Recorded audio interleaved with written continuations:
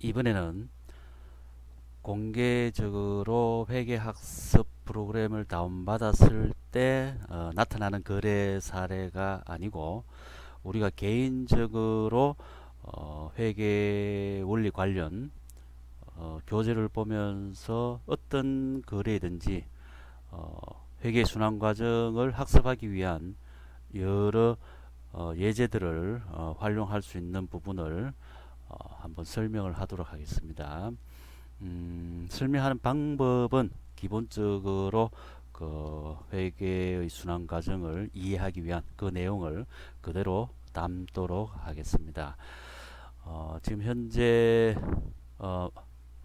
여러분들이 다운받았을 때는 이 분석 자료 입력 초기화 이걸 통해서 이 화면을 깨끗하게 정리를 하면 되겠습니다. 지금 주어져 있는 그 거래의 내역은 오늘 설명을 하는 내용을 미리 이렇게 사례로 넣었습니다. 그러나 이것이 오늘 설명을 하기 위한 자료이지 여러분들이 또 이 내용을 넣으면서 할 수 있는 건 아닙니다. 그리고 중요한 것은 여기서 분석이 이루어지고 이 분석이 분계로 가는 내용을 여러분들이 이해를 하면은 되기 때문에 거기에 초점을 맞추고 여기에 거래의 내역을 내가 넣을 수 있느냐 없느냐에 대해서는 신경을 안 써도 되겠습니다. 이 부분은 사실상 교수용으로 프로그램을 제공하기 위해서 만든 거기 때문에 실제 우리가 이 학습을 위해서는 요 거래 분석에서부터 열심히 살펴보면 되겠습니다. 그러면 거래 내용을 한번 분석을 해보겠습니다. 현금 500만 원을 출자하여 영업을 개시하다. 일단 기업이라는 조직에 현금이라는 자산이 들어왔죠. 그래서 여기에 자산의 증가 500만 원으로 하겠습니다. 여기서는 단위 천원은 일단 무시하고 있는 예시대로 하겠습니다. 출자의 영업을 개시했는데 이 자산의 증가를 설명할 수 있는 것은 다른 자산의 감소도 없고 또 부채의 어떤 채권자가 발생된 부분도 아닙니다. 그리고 자본은 이 자본금과 이익잉여금으로 구분이 되는데 여기서는 투자가 이루어지는 출자 시점이기 때문에 바로 자본금으로 처리를 해야 되겠습니다. 자본금으로 투자자의 몫인 500만원. 그 다음 사무용 책상 의자 170만원을 현금으로 구입했습니다. 여기서 우리가 공부를 하면서 자신 있는 어떤 내용으로 먼저 분석을 하면 되겠습니다. 현금이면 현금, 아니면은 이런 경우에 비품이니까 비품이라는 자산. 그래서 이 자산은 물건과 권리고 부채와 자본은 그 물건과 권리의 변동을 설명해 주는 부분이기 때문에 여기서는 비품의 증가 170만원, 그리고 현금 예금의 감소를 통해서 이 비품이 증가된 거죠. 이렇게 거래의 내용이 분석이 되겠습니다.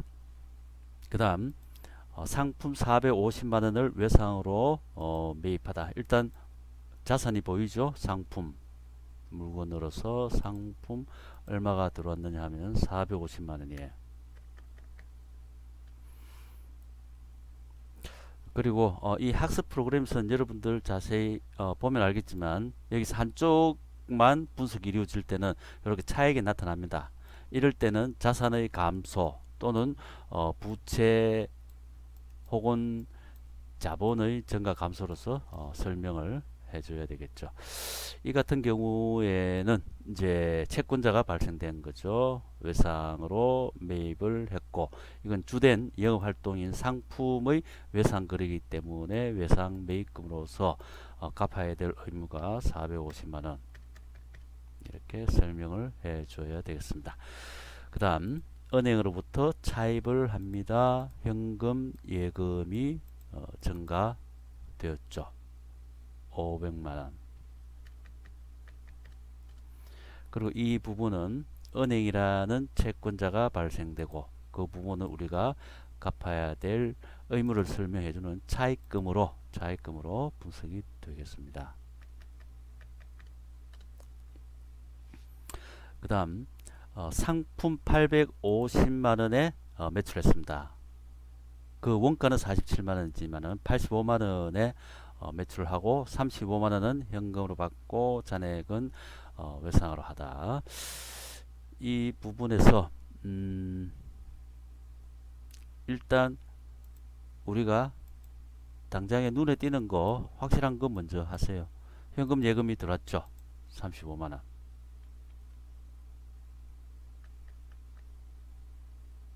들어오고 또 잔액으로 외상으로 잔액이 있습니다. 그래서 외상 매출금 그러면은 50만원이죠. 이 부분에서 그러면 이 결국 이익잉여금 즉 단기에 이익잉여금을 나타내는 건 단기순이익으로 표현이 되고 계정과목은 이익잉여금입니다. 그래서 이 부분을 나타낼 때 85만원이죠. 85만원이 단기순이익을 가져오는 겁니다. 85만원.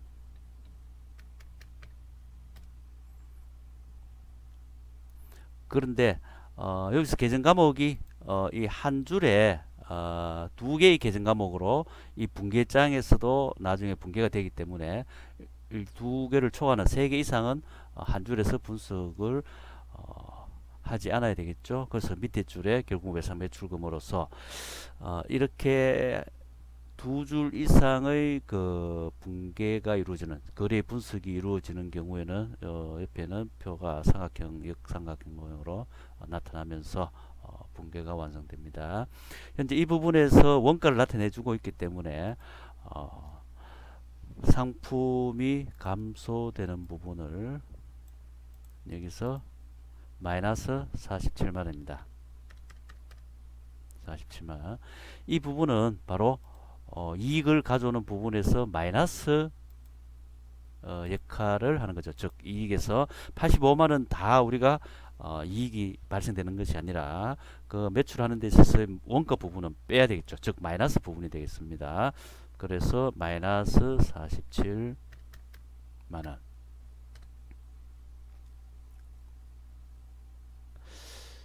그 다음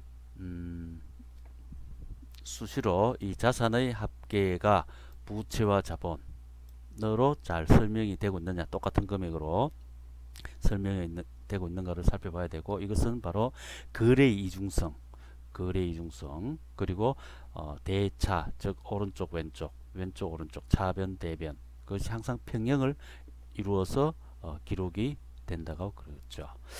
자, 그 다음 외상 매입금 중에서 100만원을 현금으로 지급을 했습니다. 그러면은 현금 예금이 마이너스 외상 매입금을 갚기 위해서, 그죠? 그러면 갚아야 될 의무가 부채에서 줄어드는 거죠. 외상 매입금이 마이너스 100만원. 이렇게 설명이 되겠습니다. 다음 수탁 판매 수수료 25,000원으로 현금이 들어왔어요. 자산의 증가로 25,000원. 이것은 특별한 다른 자산의 감소 혹은 부채의 증가는 아니죠.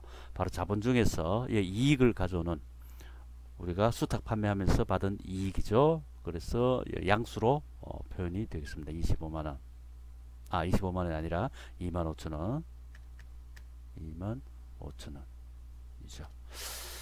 그 다음에 차입금, 앞에 있던 차입금 500만원 중에서 이제 400만원을 갚겠다는 거죠. 이자 24,000원 해서 이것은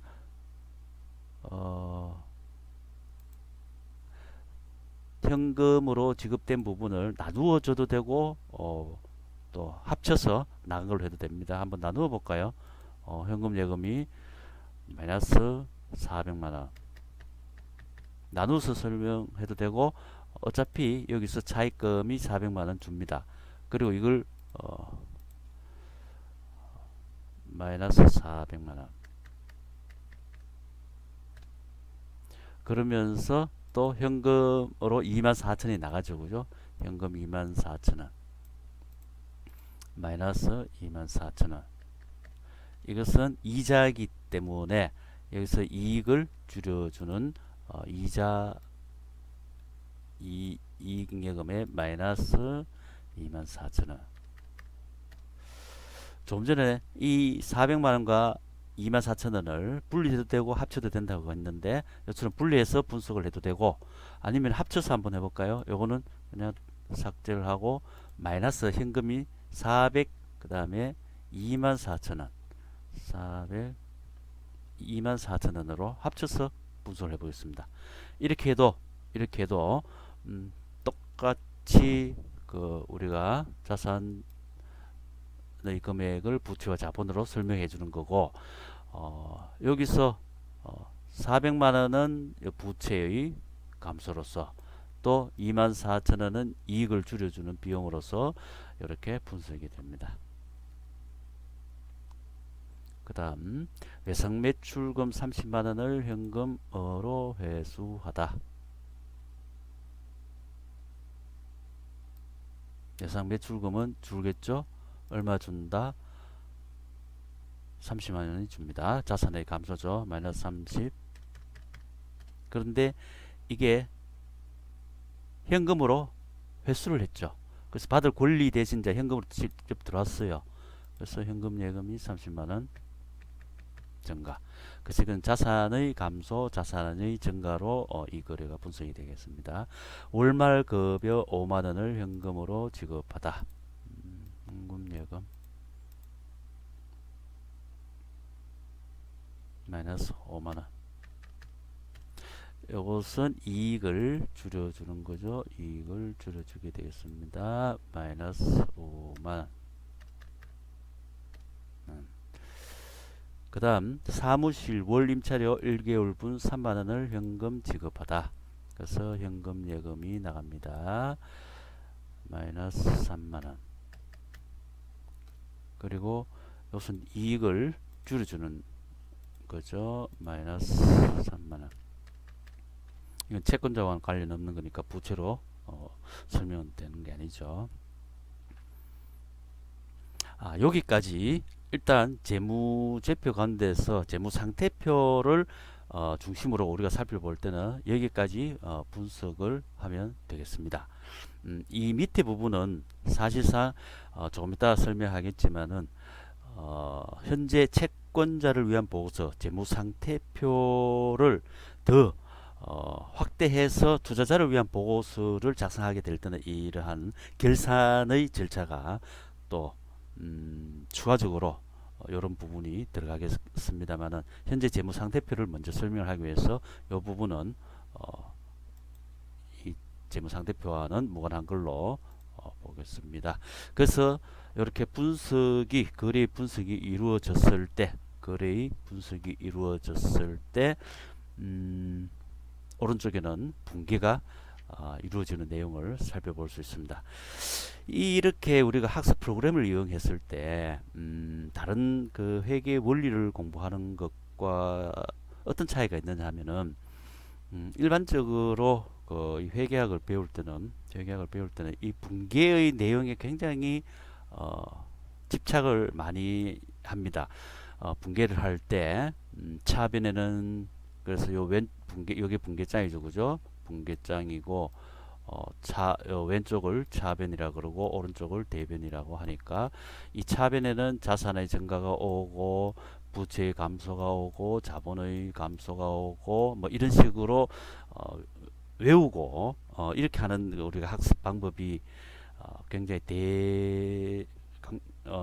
대부분이죠. 그러나 이 학습 프로그램을 이용하게 되면은 왜 그 자산의 증가가 차변에 오는지, 대변의 부채 증가가 그리고 자본의 증가가 오는지 우리가 이해를 하기가 훨씬 쉽습니다. 자, 그러면은 현재 우리가 거래 분석을 하는 데 있어서도 이 회계 등식으로서 자산의 총액은 바로 부채와 자본으로 설명이 되어야 된다라는 전제, 즉 이게 회계 등식입니다. 여기서 거래의 분석 그리고 거래 어, 원인과 결과를 여기서 분석을 하게 되는데, 이 자산이 왼쪽에 있고 부채와 자본이 오른쪽에서 설명해 준다는 것은 우리 재무상태표라는 보고서의 형태가 이렇습니다. 형태가 왼쪽에는 자산, 오른쪽에는 부채와 자본의 합계로 나타나기 때문에 먼저 이런 기본 틀에서 이제 우리가 먼저 재무상태표의 전체 형태를 보는 거죠. 그죠?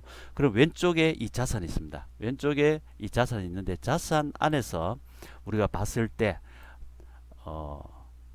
있는 자리에서, 즉 자산의 양수로 즉 증가, 이쪽이 차변이고 이 증가를 나타내는, 이 자산의 증가를 나타내는 차변, 그리고 자산의 감소, 즉 마이너스 금액을 나타낼 때 우리가 이 회계 기록에 있어서 마이너스란 수치를 쓰지 않습니다. 양수로 다 나타내기 때문에 이 마이너스 의미를 그러면 어떻게 나타내느냐, 즉 자산의 자리에 반대, 즉 자산의 증가를 나타내는 이 차변 쪽에 반대, 즉 대변 쪽에 이 자산의 감소를 나타내주게 된다는 거죠. 그래서 마이너스 수치는, 여기서 마이너스 수치는 이 분기장에 갔을 때 오른쪽에 가보면은 마이너스 수치는 이 자산이면서 마이너스 수치, 요것도 그죠? 마이너스 수치는 다 대변 쪽에 가 있습니다. 대변. 물건과 권리, 그죠? 마이너스 수치는 다 대변 쪽에 가 있습니다. 그리고 이 증가를 나타내는 양수는 이 분계장에도 가보면 전부 차변 쪽에 있어요. 차변,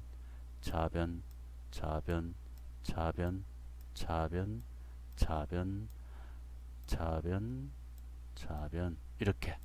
그러니까 요 자산의 위치에서 분석을 할 때 양수냐 음수냐, 음수는 반대쪽에 나타난다는 것을 우리가 이해를 할 수 있겠고, 그다음 부채도 보겠습니다. 부채도 그 현재 위치가 대변 쪽, 오른쪽입니다.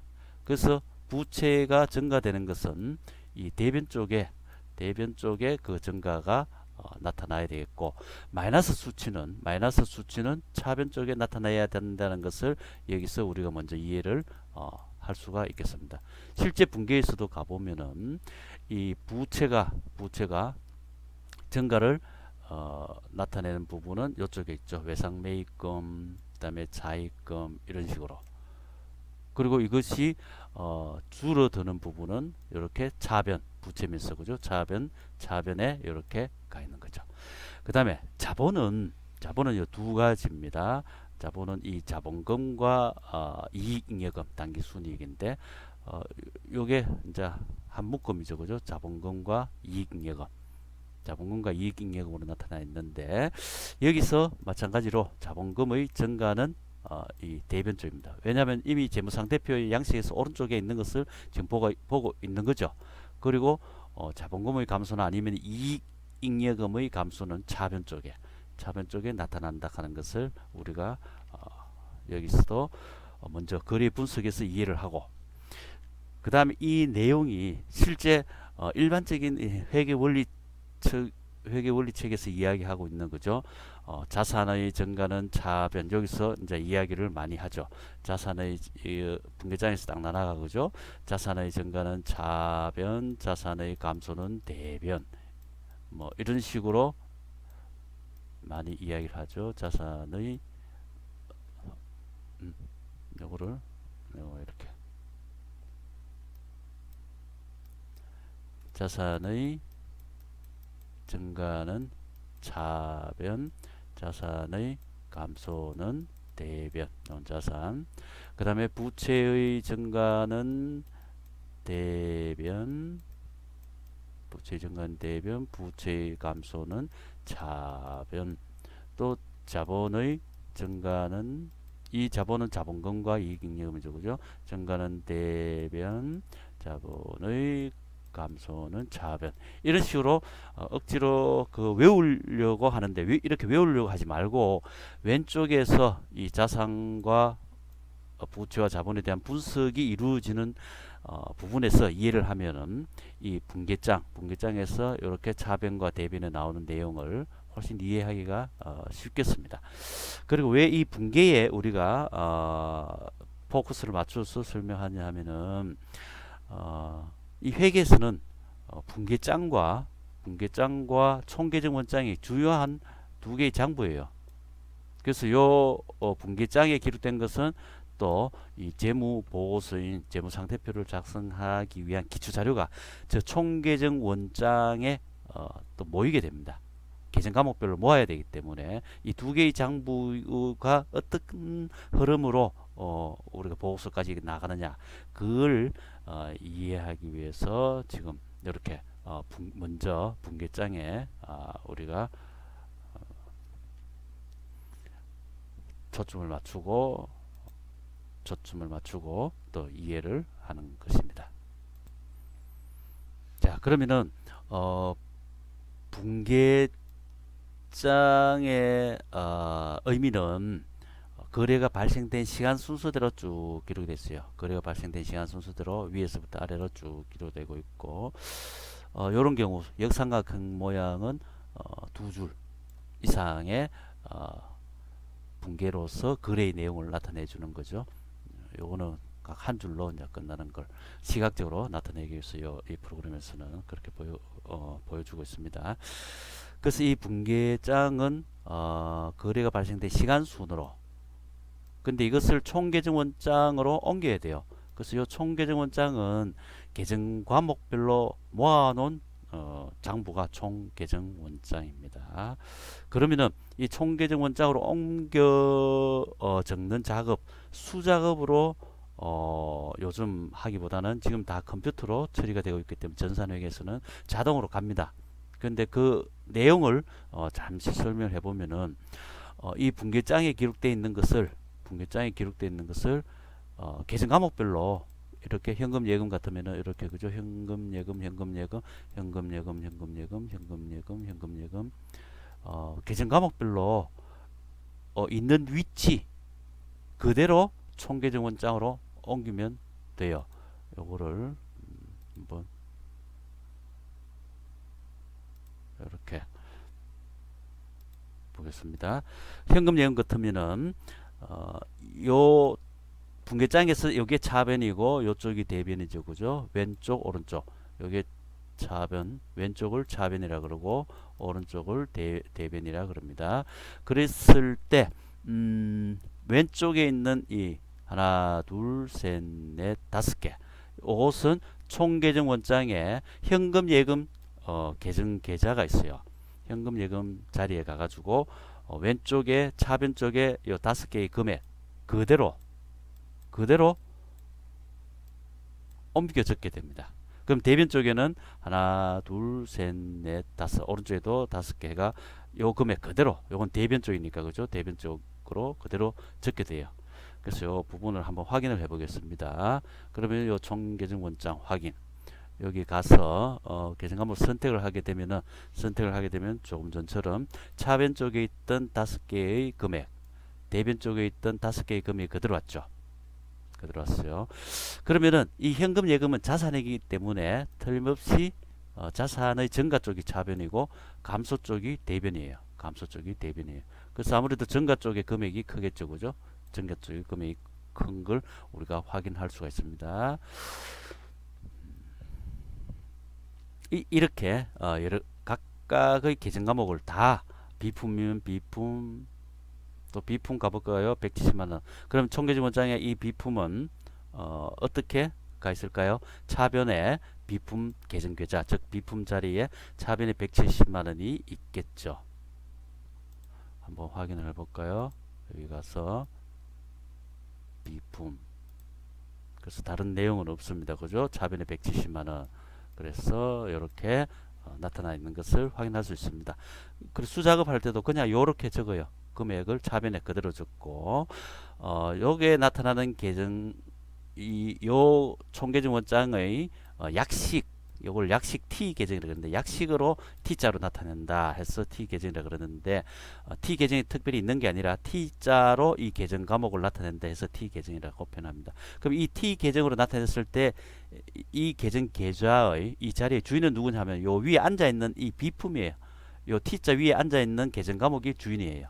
그러면 여기 적혀 있는 금액이 차변이다 하는 것은 요 위에 앉아 있는 계정 과목이 자산이면은 이쪽이 증가, 여기 위에 있는 게 부채면은 이 차변이 있다면 그건 감소를 나타내겠죠. 그래서 요 위에 적혀 있는 주인의 자리의 주인에 따라서 그 의미를 나타낸 거예요. 그럼 여기 나타나는 그럼 계정 과목은 뭐냐? 이거는 부차적으로 나타나는 계정 과목인데 여러분들이 꼭 이해를 하고 싶지 않으면은 이걸 이해를 안 해도 됩니다. 그러나 어떨 때는 이 여기 총계정 원장에서 요 계정 과목을 적어주면은 이 비품이 증가가 170만 원 됐는데 어떻게 증가되었느냐 그 원인을 설명을 해줄 수가 있어요. 그럼 원인을 설명해 주기 위해서 우리가 억지로 이 계정 과목 자리에 특정 계정 과목을 적는 게 아니라 바로 원래 비품이 발생되었던 그죠? 비품이 발생되었던 요 분계의 상대쪽 계정 과목을 보면은 이것은 차변과 대변은 서로를 설명을 해주고 있죠. 그래서 비품이 들어왔다. 어떻게? 현금 예금이 나가면서. 그래서 계정 과목이 있는 총 계정 원장에 이것을 옮겨 적을 때 요 비품 자리에 요 상대적 계정 과목을 적음으로써 어떻게 이 들어왔는지 설명을 해주는 역할을 합니다. 그래서 그 내용에 여러분들은 집착을 하기보다는 요 위에 있는 이 T자로 약식으로 나타내는 계정계좌의 주인 즉 비품으로 항상 이 내용은 해석을 해야 된다. 그 점은 유의를 해야 되겠습니다. 자, 이처럼 이제 분계장으로 이제 우리가 왔죠. 분계장으로 와가지고 총계정 원장의 의미는 이런 거예요. 총계정 원장은 회계보고서의 기초 자료가 됩니다. 총계정 원장의 내용이. 그리고 이 총계정 원장의 각각의 계정 과목별로 모으면은 이제 재무제표가 작성이 되는데 재무제표의 작성으로 가는데 그 과정에 마지막 그 결산이라는 과정이 있습니다. 근데 이 결산이라는 과정에서 한번 시험적으로 시산이라고 하는 시험적으로 계산을 해보는 표 양식을 한번 우리가 작성을 해볼 수가 있어요. 여기서 합계만 살펴보면 합계 시산표라 그러고 잔액만 살펴보면 잔액 시산표라 그러고 합계와 잔액을 다 살펴보면 합계 잔액 시산표라 그럽니다. 그럼 여기서는 우리 학습 프로그램에서는 합계 잔액 시산표 이 시산표를 왜 작성을 해보느냐 하면은 우리가 분명히 이 기록은 차변의 내용과 이렇게 차변의 내용과 대변의 내용이 항상 이중적으로 기록을 했기 때문에 금액이 일치해야 돼요. 합계는 차변 합계과 대변 합계, 잔액은 차변 잔액과 대변 잔액 그렇게 비교를 했을 때 일치가 돼야 돼요. 근데 만약에 이 어느 한 부분을 착오로 빠졌다. 그러면 이 금액이 마이너스 모자라겠죠. 그러면은 이 시산표 상에 나타낼 때 여기 내용이 서로 차변 대변 금액의 내용이 서로 같지가 않게 돼요. 그러면은 스스로 오류를 밝혀내기 때문에 이 시산표는 보통 오류를 검증한다 그런 기능을 가지고 있다라고 표현을 합니다. 자, 그러면은 우리가 여기서 계정 과목이 있는 것을 우리가 분계되어 있는 내용이 총계정 원장에 갔을 거니까 그걸 시산표로 한번 보기 위해서 자리 시산표 준비를 한번 클릭해주고 그러면은 요 계정 과목은 총계정 원장에 있는 계정 과목이 여기 오게 됩니다. 자, 하나하나 우리가 여기서 선택만 하면은 이 시산표의 의미를 우리가 살펴볼 수가 있겠죠. 먼저 자산을 쭉 한번 살펴보겠습니다. 여기까지 자산이죠. 그 다음에 부채 그 다음에 자본은 자본금과 이익잉여금으로 구분되어 있죠. 그래서 여기서 보면은 바로 잔액은 잔액끼리 980만 천원, 합계는 합계끼리 차변 합계 대변 합계 이렇게 일치를 해야 됩니다. 이렇게 일치하면은 이제 오류가 없었다라는 것을 알 수가 있고, 그리고 이 합계 잔액 시산표를 보면서 이제 우리는 재무상태표를 지금 먼저 이해를 하는 부분이기 때문에 요 재무상태표는 바로 요 자본, 그죠? 기초 자본에 비해서 요 자본은 이제 기말 자본이 되겠습니다. 바로 이 이익잉여금, 이 이익잉여금의 요 잔액이 바로 당기 순이익을 나타낸다. 그렇게 우리가 예측을 해볼 수가 있겠습니다.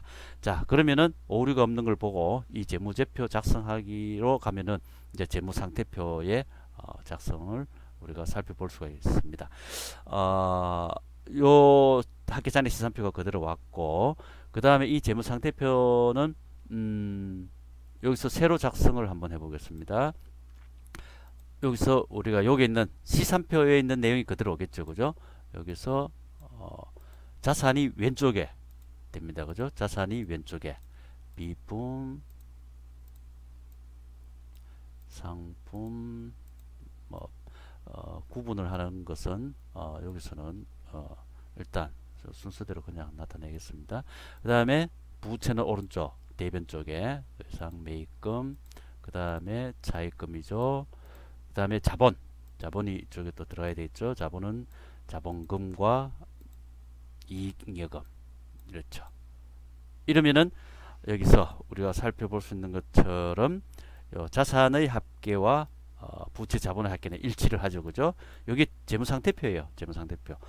이쪽에는 자산을 나타내고 있고, 즉 잔액으로 나타나고 있죠.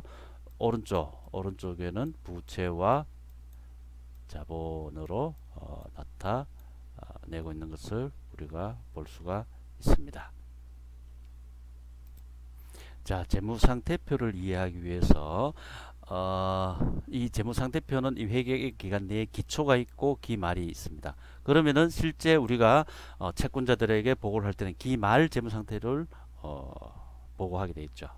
그래서 여기 나오는 기말 자산, 오른쪽에는 기말 부채와 기말 자본을 보고를 하게 되겠는데, 이익잉여금이 여기에 당기순이익으로 붙게 됩니다. 당기순이익으로 붙게 되는데, 기초 자본, 만약 기초 자본은 바로 이거죠, 그죠? 이 기초 자본은 요 자본이에요.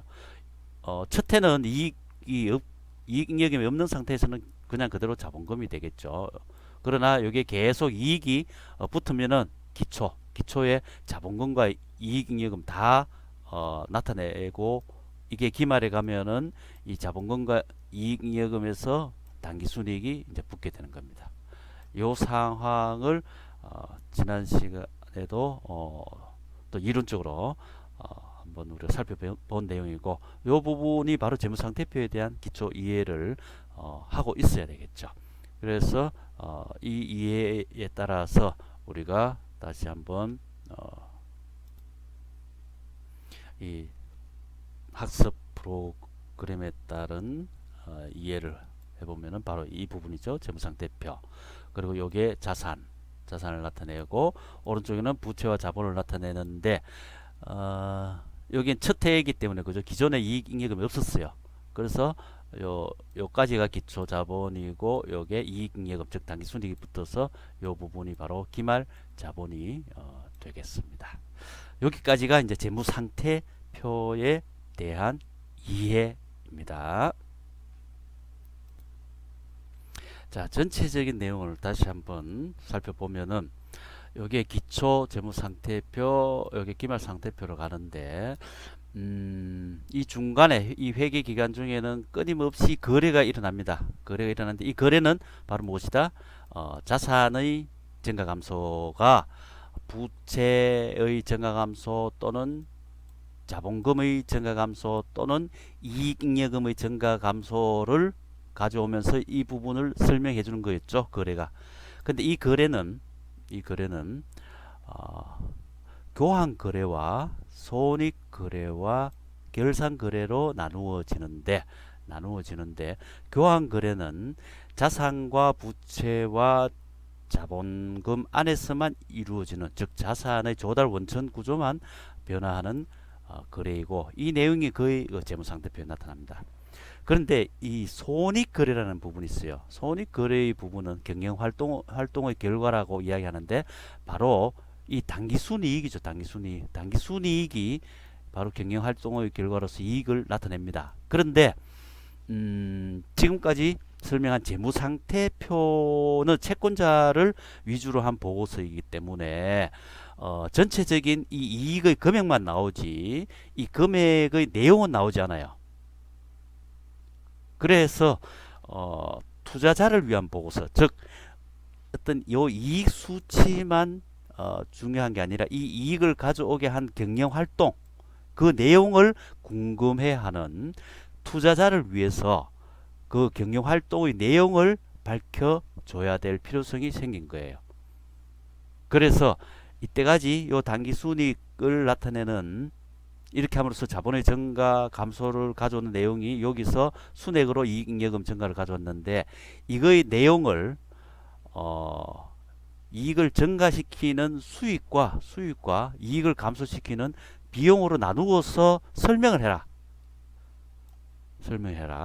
그래서 투자자를 위한 보고서로서 이러한 수익과 비용의 내용을 나타내는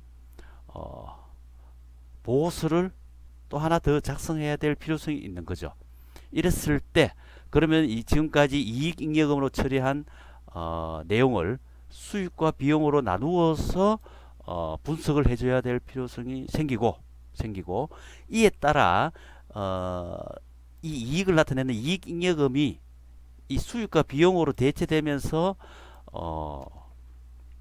한 번 더 이익잉여금으로 정리가 되어야 될 필요성이 있어요.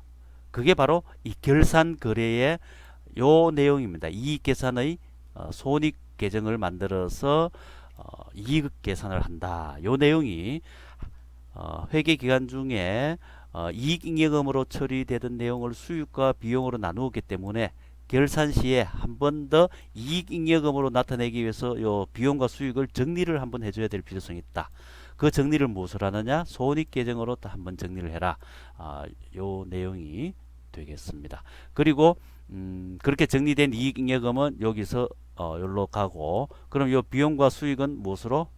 바로 이 손익계산서로 모으면은 바로 투자자를 위한 보고서로서 손익계산서가 작성이 되고, 그러면 기존에 있던 재무상태표는 바로 누구를 위한 보고서? 채권자를 위한 보고서로서 그 의미를 또 여전히 지니게 되겠습니다. 이 내용을 한번 회계학습 프로그램에서 한번 살펴보도록 하겠습니다. 자, 그러면은 투자자를 위한 보고서로서는 이 이익잉여금으로 처리되는 내용을 무엇과 무엇으로? 수익과 비용으로 구체적으로 나누어서 나타내달라.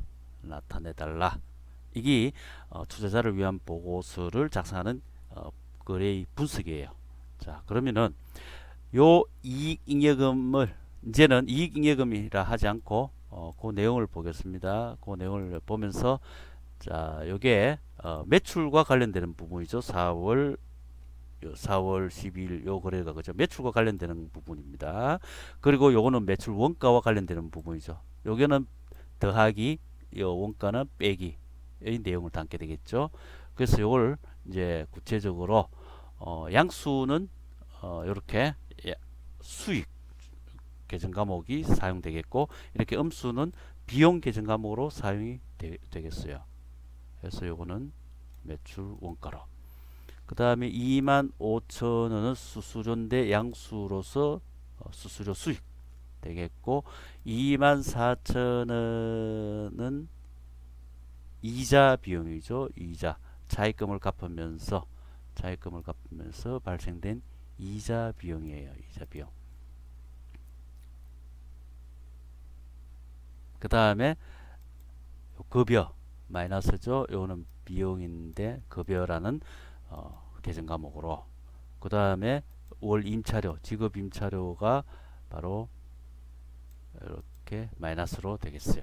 그러면 요 계정 과목들이 지금은 이익잉여금 계정 과목은 현재 나타나지 않죠. 이익잉여금이라는 계정 과목 대신 수익과 비용이라는 계정 과목으로 나타났어요. 그래서 아까 필요한 게 결산시에 바로 손익 계정으로서 이 수익과 비용 계정을 대체하면서 이익 계산까지 나아가게 됩니다. 그러면은 그 의미를 자 여기서 결산시 수익 비용 계정을 손익 집합 계정으로 대체하여 이익 계산하다 이렇게 했는데 이렇게 대체를 하면서 어떤 효과를 가져오느냐 하면은 이 결산이란 말이 나왔는데 이 결산 시에는 이익 계산이 되면서 장부 마감도 같이 가져옵니다. 정확한 이익 계산을 하면서 또 장부도 마감을 해야 돼요. 마감을 한다는 것은 보통 차변 금액과 대변 금액을 차변 금액과 대변 금액을 일치시키면서 마무리하는 것을 마감이라 그래요. 그래서 장부 마감은 차변 대변 금액을 일치시키면서 마감을 하고 그러면서 이익 계산하는데 그 효과를 여기서 가져오게 됩니다. 자 그러면은 여기서 이 내용을 자 요게 내용을 다 손익 계정으로 대체해야 되겠죠. 그러면 있던 매출 계정은 어떻게 그 자리에서 빠지고 즉 85만원이 마이너스 85만원이 되고 그럼 매출은 없어지죠. 그 자리에 뭐가 오느냐 하면 요 자본금 쪽에 조정이라 해가지고 손익 계정을 넣어놨어요. 왜냐하면 이 부분은 다 자본과 연결된 계정 과목이기 때문에 그런 거예요. 그래서 손익 계정으로 85만원 이렇게 하고 자 매출 원가도 여기서 마이너스로 있던 것을 47만원 이렇게 되고 이 자리에 손익으로 대체를 전부 다 손익으로 대체줘요. 이 수익과 비용 계정은. 그 다음에 수수료 수익도 마이너스 25,000원 하면서 손익 계정으로 25,000원 이렇게 되고 그 다음에 이자 비용이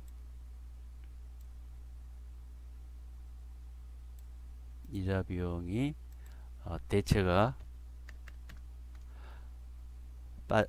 빠지면서 그죠? 마이너스 양수로 빠지면서 손익이 그 자리에 24,000원 들어갑니다. 그 다음에 이때도 마찬가지로 이 대변 합계액과 차변 합계액 그리고 이 부분은 어느 부분 이익잉여금 자리예요. 그러니까 자본 안에서 이루어지는 조정 부분이에요. 자, 그 다음에 급여도 이 자리가 5만원 되고 손익 자리가 마이너스 그 다음에 지급 임차료가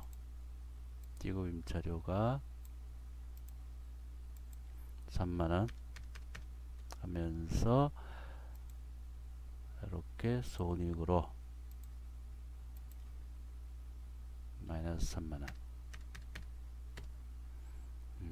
이렇게 손익 계정으로 대체를 해주게 되겠습니다. 자 그러면은 이렇게 붕괴가 된 내용을 여기서 또 살펴볼 수가 있겠죠. 그죠? 위에서 지금까지 이익잉여금으로 처리되던 게 요게 이익잉여금 자리가 이렇게 구체적인 계정 과목 즉 수익과 비용으로 바뀌었죠. 수익과 비용 계정 과목으로 바뀌었어요. 급여 이 급여가 마이너스이기 때문에 차변으로 온 거죠. 자 우리가 붕괴 입장에서 이야기를 할 때 어떻게 보통 이제 이 붕괴를 완전하게 이제 설명을 해보면은 자산의 증가는 차변 당연하죠. 그죠? 차변 쪽에서 자산의 분석이 이루어졌으니까 자산의 감소는 대변 이렇게 우리가 살펴봤고 그다음 부채의 증가는 대변 부채의 감소는 차변 그리고 이제는 자본이 아니라 요걸 좀 더 구체적으로 표현하면 자본금이죠. 그죠? 자본금의 증가, 대변, 감소, 차변. 그 다음에 수익. 이제 수익이 들어왔어요. 수익. 수익은 요 이익잉여금, 즉 자본 안에 속하는 거예요. 그런 자본의 성격과 똑같은 거예요. 양수니까 그죠? 당연히 수익의 증가는 어디? 대변이에요. 그것이 소멸, 감소는 차변이고. 그럼 비용은 보세요. 비용은 마이너스인데 마이너스가 이쪽에 나타났죠. 반대쪽에. 그래서 비용의 증가는 차변, 그리고 소멸 또는 감소는 대변에 나타난 거예요. 그래서 왜 수익은 대변이고 비용이 차변이냐?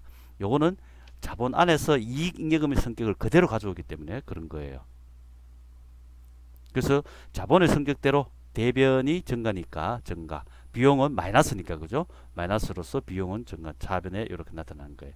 그래서 보통 분계장에서 차변 쪽에는 자산의 증가와 비용의 증가, 대변 쪽에서는 부채의 증가와 자본의 증가, 또 수익의 증가 이렇게 표현을 하는 겁니다. 그래서 수익과 비용에 대해서 억지로 외우려고 하지 말고 바로 이 수익은 이익잉여금 또 자본에 속하는 거니까 자본의 성격과 똑같이 이해를 하면 되는 거예요. 요거는 양수고 비용은 음수니까 그 반대쪽에 나타나는 거죠. 그리고 이게 이제 결산이라고 표현을 했는데 그 결산에 미치는 영향을 우리 총계정 원자에서 보면은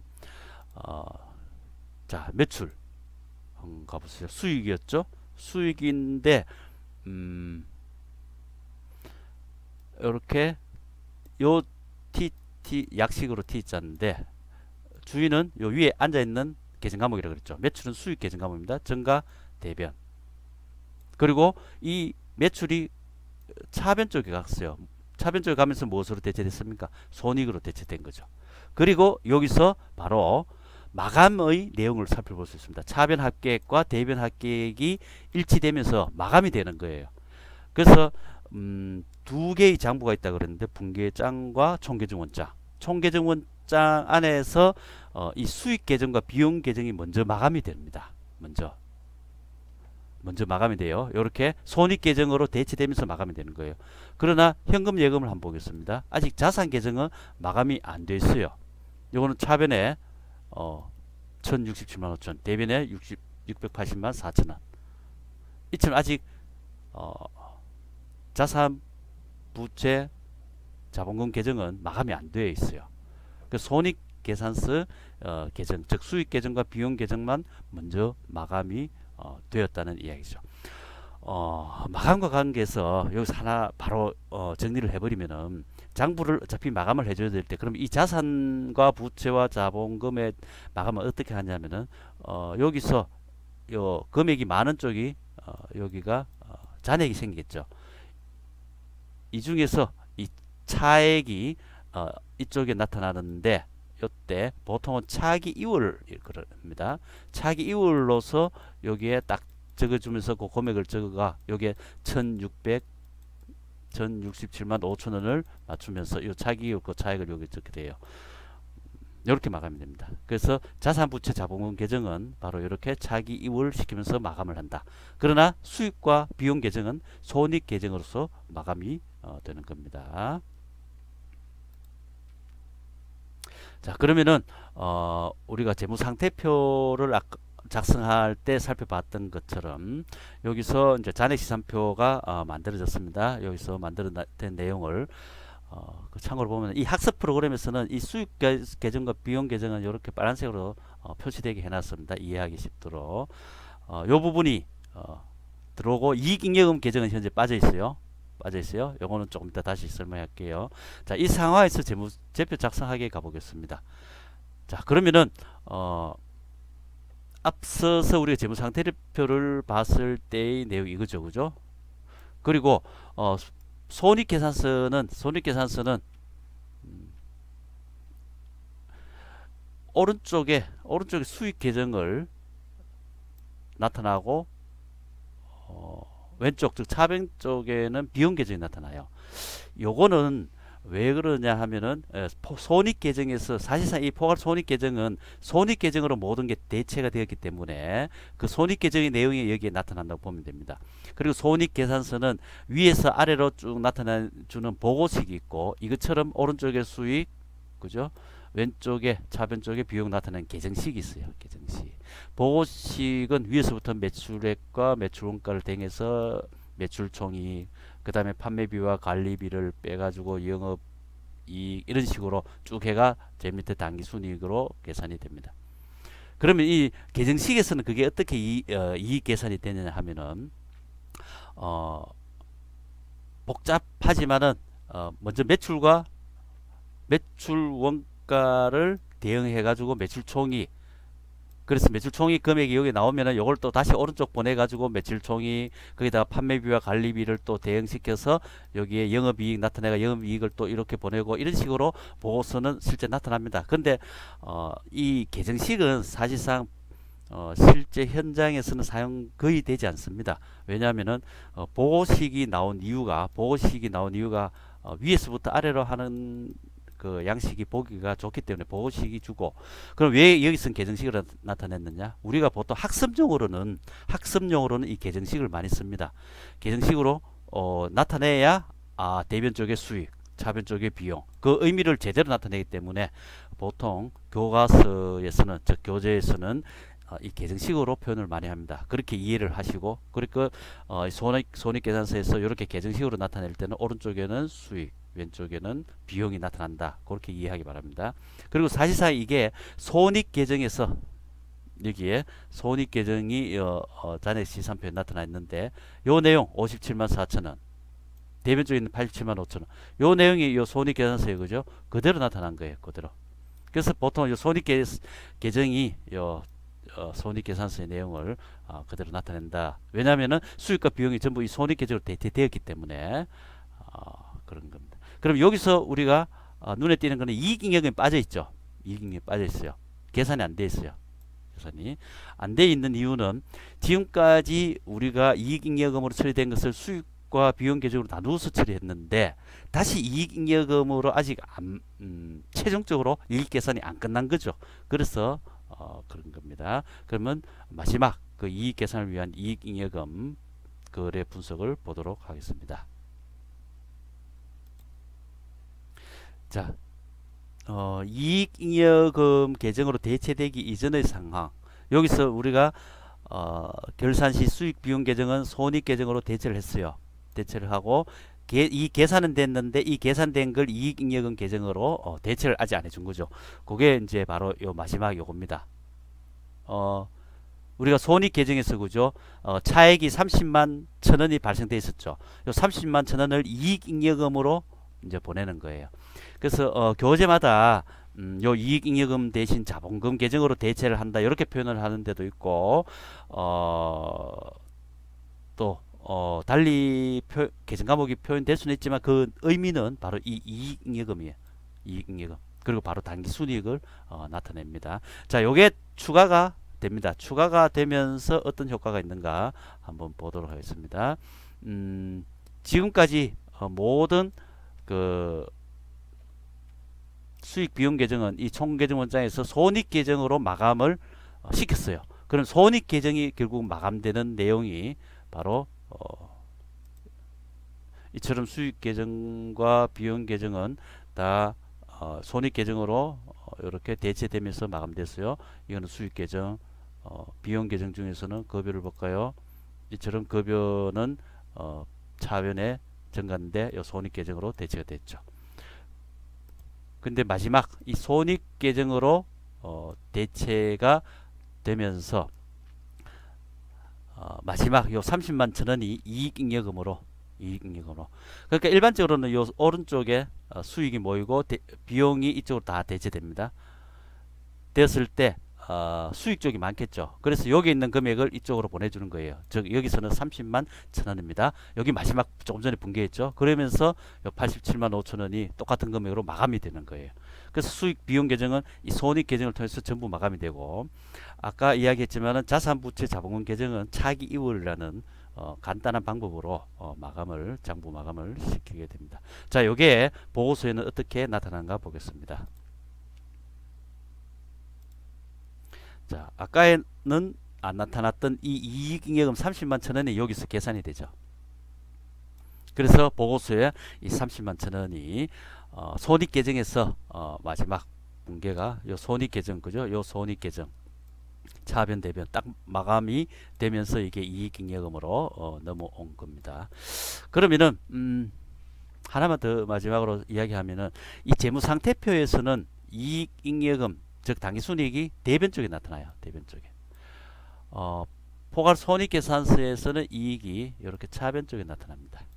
요것은 이 잔액 시산표 상에 서로 여기 자산, 자본, 부채 그리고 수익, 비용 계정이 한꺼번에 있으면서 숨어있던 게 결국은 재무상태표와 손익계산서로 분리되면서 요 금액이 나타난다라고 이해를 하면 되겠습니다. 이상으로 이 학습 프로그램 원래 있던 그 거래의 내용이 아니라 우리가 이 재무제표 작성까지 이해를 하는 데 있어서 추가적으로 분석할 필요성이 있어서 다른 사례를 가지고 이 시간 살펴봤습니다. 여러분 수고 많았습니다.